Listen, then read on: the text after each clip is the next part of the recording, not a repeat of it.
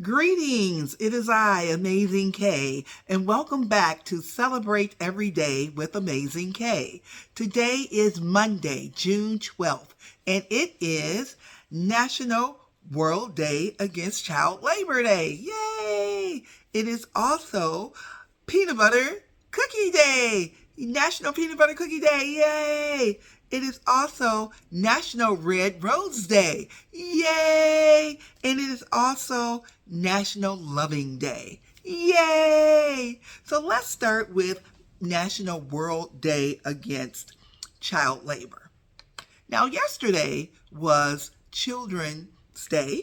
Yes, it was Children's Day, and everybody celebrated their children. I had a wonderful time with some of my grandchildren. And listen, today is about keeping those children safe and keeping them from working against, long hours or working at jobs that are made for adults. So that happens, sometimes we think about that happening way off in a far off country.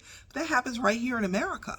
So today is dedicated to eradicate that child labor and to help get those laws passed and not have to happen, because there's just way too many children working adult jobs or working hours where they should be in school.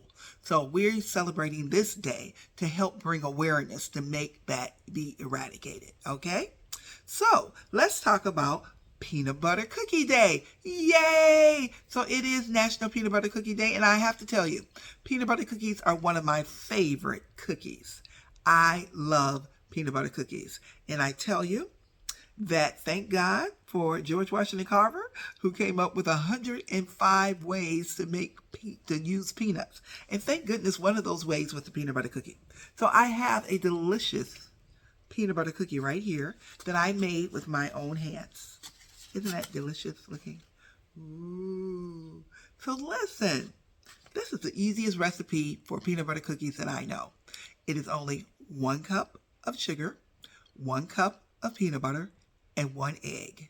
Now that's the recipe. That's it. Mix it all up, make a ball, put it on a cookie sheet, flatten it with the fork to get the little crisscross, bake it for 15 minutes, and enjoy the most delicious peanut butter cookie you ever had. Now, I personally put a tablespoon of flour in mine, just so I can have it a little bit more consistency and not so sticky.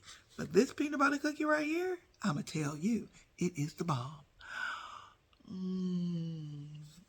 Mmm. Mmm. Mmm. Mmm. Mmm. Mmm. Mmm. Mmm. Mmm.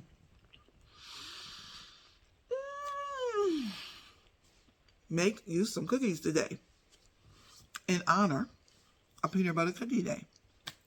It's a national holiday. And with that easy recipe, it's so easy to do. I forgot to tell you, 350 degrees on the oven. Make sure it's preheated. 1 cup of sugar, 1 cup of peanut butter, 1 egg, a tablespoon of flour on an ungreased. I use parchment paper. And we're going to be celebrating parchment paper. That's a national holiday coming up in June, too. But yes, I use parchment paper so you don't have to put anything on the pan. And the cookies are delicious. They're so delicious. Oh my gosh. Okay. All right, let's talk about the next holiday for today. It is Red Rose Day. Yay! Red roses are a symbol of love. They are a symbol of, caring a more love, okay? You give red roses to show love, and red roses have been around for a long time. We love red roses. I love red roses. So, that picture was taken on Valentine's Day, this past Valentine's Day. And I had a red rose, and I had on a red outfit, and I was ready for Valentine's. But guess what? I got dumped on Valentine's Day. It's funny to me now, I can laugh. But actually, I'm like, really? Valentine's Day? I got put in the friend zone. But you know what? That's neither here nor there. Because I know there's someone out there for me, and I'm just waiting for them to find me. But while I'm waiting, I'm having fun, living my best life, right? Okay, so let's talk about the last thing that we're going to do. We are talking about Loving Day. Now, you would think because of Red Rose Day that Loving Day has to do with love. But actually, it does not. Loving Day is each year on this day, June 12th, we are celebrating the commemorations of the anniversary of the 1967 United States Supreme Court ruling decision, Loving versus Virginia, the state of Virginia. This decision, and I'm going to read this because this is very important. So just full disclosure, I'm reading this because I don't want to miss any of this. And I think everyone would need to know this. This decision struck down all anti-miscegenation laws remaining in 16 U.S. states. The ruling cited that there can be no doubt that restricting the freedom to marry solely because of the racial classification violates the central meaning of the Equal Protection Clause.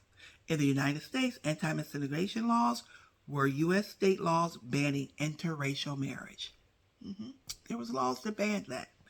But childhood friends Mildred and Richard they met when she was 11 and he was 17. And over the years, they began courting. In 1958, Mildred, a black woman, turned 18 years old, and the couple married. Richard, of course, was white, and they get married in Washington, D.C., and returned to their hometown of North Richmond, Virginia. However, 2 weeks later, the authorities arrested them, dragged them out of their homes, arrested the couple, Mildred and Richard, because Mildred and Richard didn't realize that the state of Virginia viewed their interracial marriage as illegal.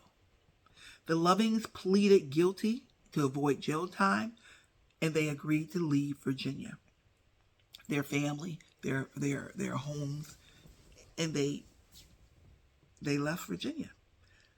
But while living in Washington, D.C., the Lovings started legal action by writing a letter to Attorney General Robert F. Kennedy. He was the Attorney General at that time, not the president yet. But he referred the case to the American Civil Liberties Union. And the Warren Court unanimously ruled in their favor. And the Lovings returned to their Virginia home where they resided with their 3 children. Wonderful story. How should we observe this? We should observe it. I'm going to tell you how I'm going to observe it. We should thank God that we don't have laws like that that restrict us to marry who we love, no matter what race, creed, or color, or what have you. So I am going to celebrate the people that are in my life, that are interracial marriages.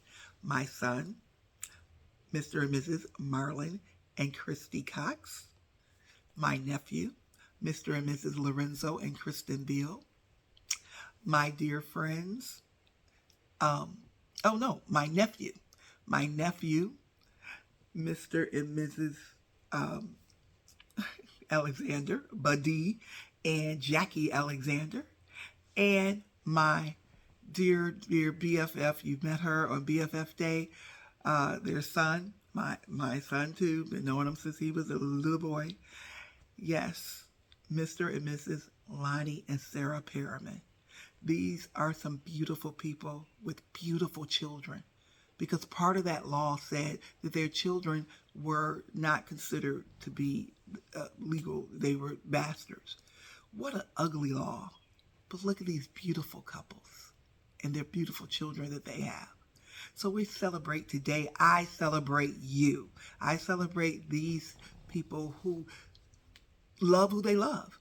I celebrate Mildred and Richard, who fought for their rights to have the ability to love who they love.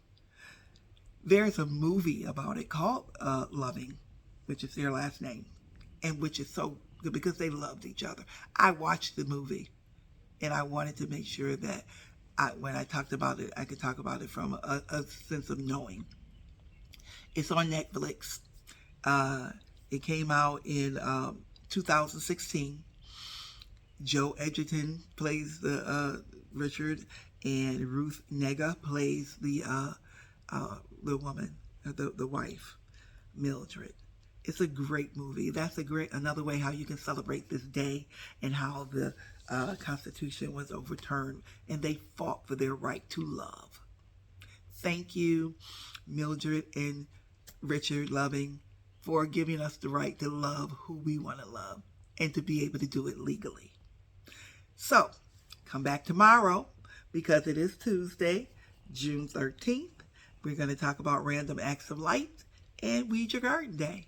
So I am Karen K. Rush, and I approve this message. Have a great day, and go and love someone. Give them a red rose.